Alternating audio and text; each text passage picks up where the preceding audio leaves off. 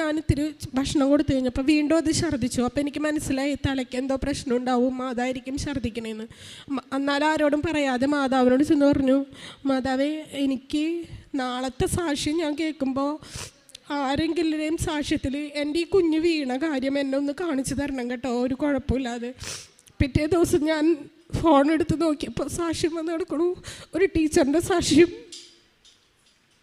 Teacher 6 അടി പൊക്കത്തിൽ നിന്ന് താഴെ വീണിട്ട് ടീച്ചറിൻ്റെ ഒന്നും അനങ്ങാൻ പറ്റാണ്ട് ടീച്ചർ ഛർദ്ദിച്ചു 2 പ്രാവശ്യം. ഒരു കുഴപ്പമുണ്ടായിരുന്നില്ല, ടീച്ചറിന് ഒരു കുഴപ്പമുണ്ടായിരുന്നില്ല. ടീച്ചർ മാതാവിൻ്റെ എണ്ണയൊക്കെ തേച്ചു, ഒരു പ്രശ്നം ഉണ്ടായിരുന്നില്ല.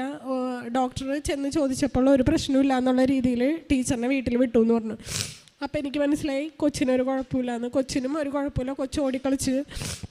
ഇന്ന് ഞാൻ ഡോക്ടറിനെ ഒന്നും കാണിച്ചില്ല, പക്ഷെ അവനൊരു പ്രശ്നമില്ല, നല്ല ഓടിക്കളിച്ച് കിടക്കണം. പിന്നെ എൻ്റെ മോൾ